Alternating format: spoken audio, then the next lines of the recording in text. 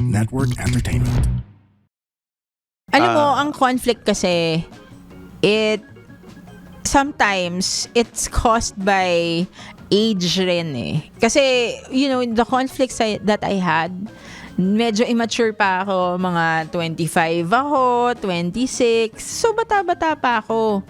Siguro, if those things happened, ng mga 30 years old ako or 40 years old ako, probably walang tampuhan na nangyari, probably walang conflict na nangyari. Or baka kung in-approach ka nung kaopisina mo, nagsabi siya na may tampo siya sa'yo, mas ma-appreciate mo talaga. Oo. So, I think sometimes it comes with age rin. Baka medyo immature ka to handle certain things. Or it comes with age, minsan yung background. Oh, background as well. Tsaka yes. yung upbringing.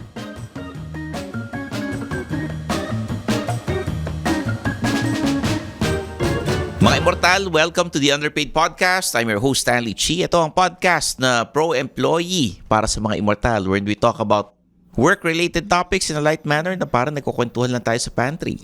My co-host is Arthur De Los Reyes, CRSP. Hi, Stanley. Hello, Hi, Zar. everyone. Hello. So, kumusta naman, Zar? We've Pagod been sa very hit. busy. Hindi lang sa Yes. exercise, jogging, syempre suplado motors. Been juggling a lot of things right now. Pero nakafocus tayo ngayon sa, syempre, underpaid. Oo. Ano nga hindi na nga ako naghanap ng trabaho eh. Ay, nako, ibig sabihin, sobrang busy. Oo. No? Ayun. So naka-focus tayo sa suplado motors sa underpaid ngayon. Dear underpaid tayo kasi Yes. maraming nagtatanong sa atin. Hindi lang sa Spotify, pati na rin sa Facebook natin and sa Instagram.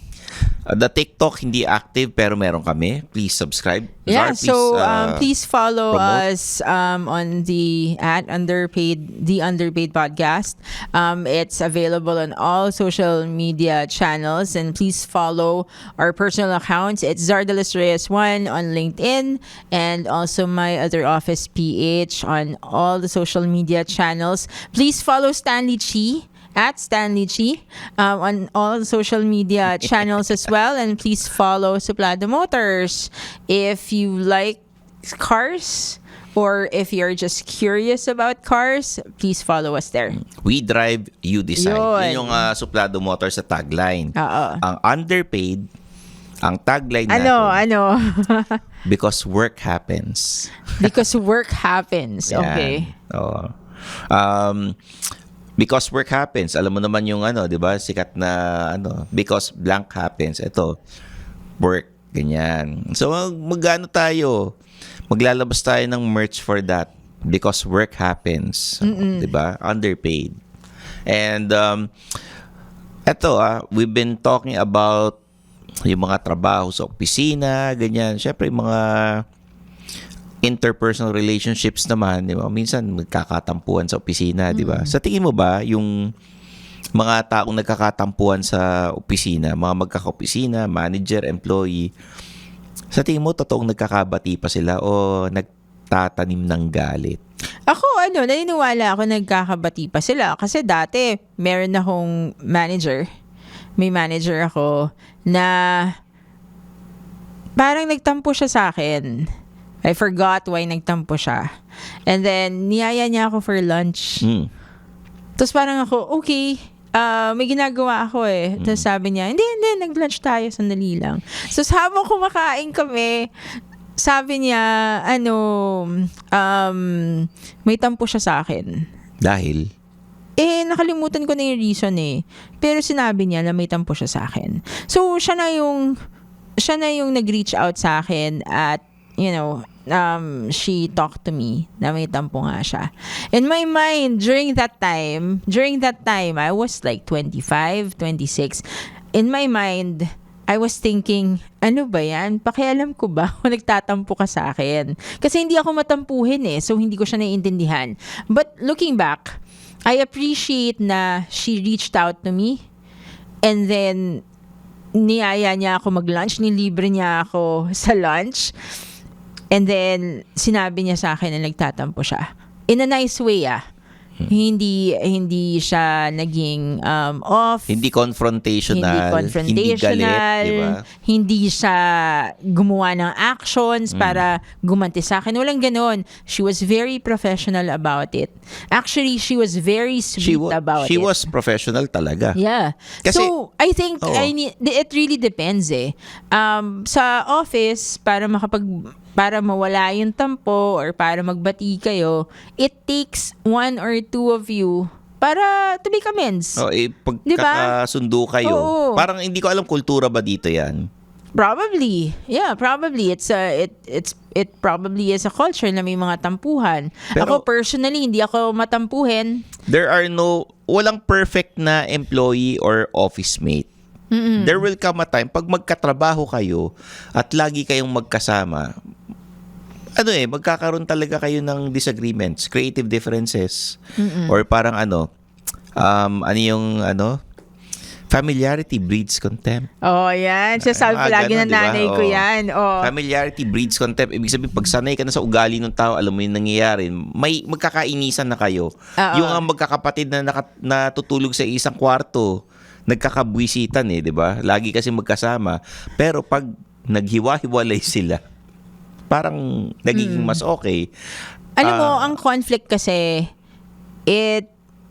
sometimes it's caused by age rin Kasi, the conflicts that I had, medyo immature pa ako, mga 25 ako, 26. So, bata-bata pa ako. Siguro, if those things happened, ng mga 30 years old ako or 40 years old ako, probably walang tampuhan na nangyari, probably walang conflict na nangyari. Or baka kung in-approach ka nung kaopisina mo, nagsabi siya na may tampo siya sa'yo, mas ma-appreciate mo talaga. Oo. So, I think sometimes it comes with age rin. Baka medyo immature ka to handle certain things. It comes with age, minsan yung background. Background as well. Saka yung upbringing. Kasi may Oo. mga tao na sa mga immortal, hindi ko naman i-generalize. Hindi lahat would be able to tell your office mate, alam mo, nagtatampo ko sa'yo kasi ganito, sumama loob ko sa'yo. Lalo na pag lalaki. Talaga? Pag lalaki, wala. Parang busit lang sila sa'yo. Suntukan tapos, na lang. Hindi. Iiwas na lang, silent treatment. Which I find ganon. very unprofessional. Na parang mga bata. Silent treatment, maiinis sa'yo, paparinggang ka, aasarin ka, or yung pagwala ka, tsaka kayo pag-uusapan, sana nag-usap-usap na lang. Di ba? Maraming factor Kunyari, kaya nga yung ginawa sa'yo, okay siya. Na, maganda yung ginawa nung kaopisina mo na kinausap ka ng maayos. Manager ko yun. Manager mo, Oo. which is more, admirable. Hindi lahat ng manager gagawin yun. Oo. Diba? Parang may inis lang sa'yo, chichismis ka na sa iba. Oo. Diba? Napansin ko lang, ang mga taong nagkakatampuhan sa opisina, nagkakasundo lang sila pag nag-resign na yung isa. Oo. Parang okay na sila. Okay na tayo, ganun na. More on, mas accepting sila pag wala na yung nakatampuhan nila. Ako, swerte lang ako. I've worked in companies na they're very straightforward. Like, for example, yung isang co-trainer ko dati, si Maya, I'm talking about my experience sa mga 25, 26 years old ako. Sabi ni Maya sa akin, Zar, sabi ni ganito, mag-ingat daw ako sa'yo. Tapos inisip ko, bakit niya sinabi yun? Di naman ako nangangagat, may rabies ba ako or something. Anong ingat na sinasabi mo? Bakit mag-iingat? Masyado ka masungit. Naisip ko, masyado ko straightforward. Pag may mali ka, for example, sabihin ko sa'yo, pero I'm just trying to help you out. Hindi ko alam yung sinasabi niyang, mag-ingat si Mai sa akin Pero pinaklarify ko kay Mai. Sabi ko kay Mai, bakit na sinabi yon? Hindi, sinabi lang niya mag-ingat ako sa'yo. Curious ka ba sa buhay ng mga doktor? Or doktor na gusto makichika? Or a med student looking for inspo and advice? Sakto, we're the podcast for you. I'm JB. And I'm Ella, and we host the Kwentong Callroom Podcast for best friends and doctors, and our goal is to demystify and humanize medicine. This is our break room and safe space where we talk about the behind the scenes of doctors' lives. From love life, favorite duty food, struggles, inside jokes, and a lot more. Because medicine is so much more than clinics and rounds. So, kung gusto mo makichika with us, Join us on Kwentong Callroom wherever you get your podcasts. Eto, hindi ko maintindihan minsan sa mga pagdating sa trabaho. Halimbawa, tuturuan ko yung kaopisina ko, trabaho ko. Tuturuan kita para hindi ka mahirapan next time. And they find it na hindi sila appreciative na tinutulungan sila. May mga taong Tapos ayaw. parang sabihin, mahirap pakisamahan yan. Oo. There was one experience na medyo nainis ako at nagtaka ako kung bakit sinabihan na mahirap pakisamahan, wherein tinuruan ko siya kung ano yung dapat na gagawin na tama. Ganon. Na feeling ko, hindi niya na-appreciate. Kung ginagawa mo yan, mali yung way kung paano mo ginagawa. Ako yung manager . So, tuturuan ko nga kung ano yung gagawin para hindi ka na mahirapan, para magawa mo ng tama. Tapos parang siguro, antay nila, stricto ako or mahirap pakisamahan, which I find weird kasi very nice ako, mahinahon ng makipag-usap. Sinasabi ko in a way na hindi galit. Yung parang ano lang, uy, ganito gagawin mo para mas tama. Oo. Yun lang. Kaya, I find it weird kung bakit. And dati, in-invite ako maging speaker sa isang school. Yung nag-invite, student. Syempre, dahil baguhan siya, nag-organize ng event, ang ginawa niya, inutusan niya yung guest speaker na mangulit sa mga ibang guest speaker. So, nung nakita kong ganyan, medyo naggulat ako. Sabi ko, halika, tatanungin kita, bakit yung guest speaker ang nangungulit sa amin? Di ba dapat kayo ang nag-organize? Ganyan. Kinausap ko na maayos, kayo yung nag-organize. Nakakahiya naman sa guest speaker nyo na siya yung nangungulit sa ibang speaker. Kilala nyo ba kung sino yung speaker nyo? Kumbaga yung nangungulit. Ganon. And then, etong isang speaker, sinabi niya, inaway ko daw yung nag-organize sa mga estudyante. Sabi ko, hindi, tinuruan ko nga. Huwag mo kinakalat na inaway ko or pinagalitan ko. Tinuturuan ko kung ano yung dapat gawin. Kasi, ikaw yung inuutusan na mangulit sa mga guest speaker. Tapos yung estudyante nakanganga lang, nakaganon lang. Parang nakangiti lang na ganon. Lalo ko, syempre, kahit naiinis ako, medyo kailangan nice pa rin ako na dapat kayo yung nag-i-invite, kayo yung nag-follow up, kayo yung ganito gumagawa. Yun. Ako, I'm very nonchalant about office relationships.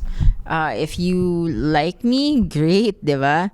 If you don't like me, bahala ka na sa buhay mo. Hindi ko na problema yon.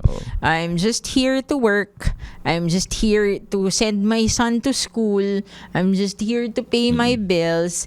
And if you don't like me, that's fine. If you say things about me, bahala ka na sa buhay mo din.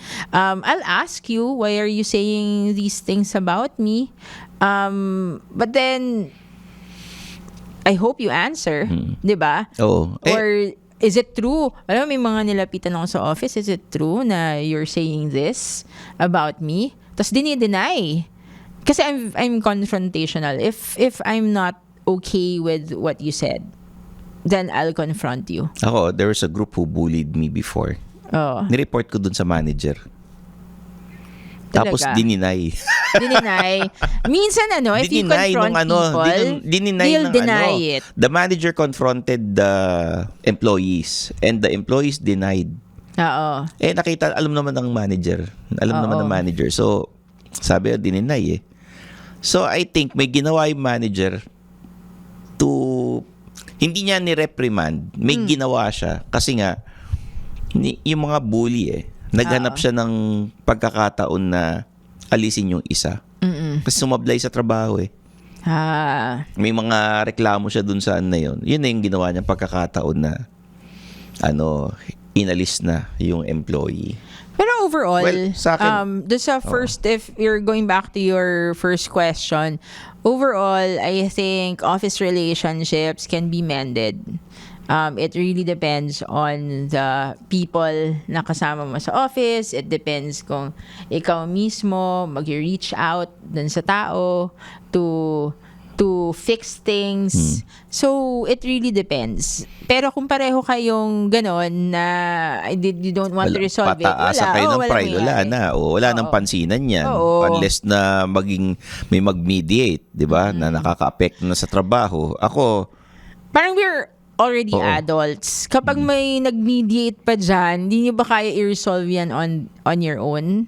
'Di ba? Unless, 'di ba, sobrang toxic na talaga siya. Siguro kailangan niya mediation. But a lot of things can be mended through communication. It can be fixed through communication. It can be resolved through communication. So, it really depends sa atin eh. siguro may mga pride issues din yan. oo Paano naman. kunyari bata yung nakatampuhan mo, tapos bata yung salbahe. Ikaw medyo mas mature ka na, mas may edad ka na, ganyan. It happens eh. So, dapat meron talaga mag-mediate or Oo. That happens. O iba naman, parang yung posisyon. Mas Yeah. mataas yung posisyon ng isa mas baba, di ba? May pride issues eh. Or yung parang kailangan ipapakita nila mas dominant sila, di ba? So, kanya-kanyang sitwasyon. Pero sana wag niyo masyadong seryosohin. The friendships in the office are not permanent. They're not ganun ka-deep yung pagkakaibigan. There will come a time na akala nyo tropa nyo, hindi pala.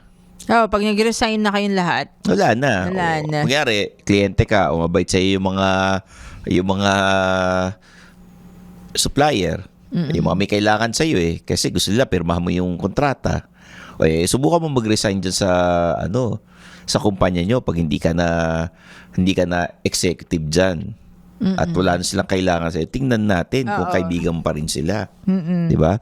So yun, be professional and wag masyadong seryosohin ang lahat. May mga kanya-kanya tayong buhay. oo.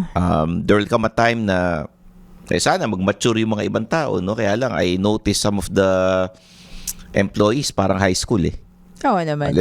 There are a lot of industries na parang high school, grupo-grupo, barka-barkada, di ba? Oo.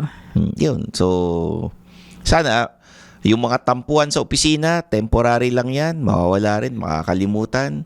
All we have to do is be professional, magtrabaho, finish our deadlines, huwag kang gagawa ng kalokohan sa opisina, take care of your reputation para wala silang masabi, and sana iwasan ang chismis. Tama. Diba? Wala eh. Makakarating yan pagka may chismis. Diba? So, ayun. Sana na-enjoy nyo itong episode na to. Gusto mo ba magbasa pa tayo ng sulat o sa next episode na? Next episode. Next episode. Pero guys, magpadala lang kayo ng mga questions niyo sa social media accounts namin. Of course, Mondays and Thursdays, tayo nagda-drop ng episode 6 a.m. Meron ng bagong episode ng Underpaid. And rate our podcast. Mag-comment kayo every episode. Ayun, lagi naman kaming active sa social media. So for Zardel Reyes, I'm your host Stanley Chi. This is The Underpaid Podcast.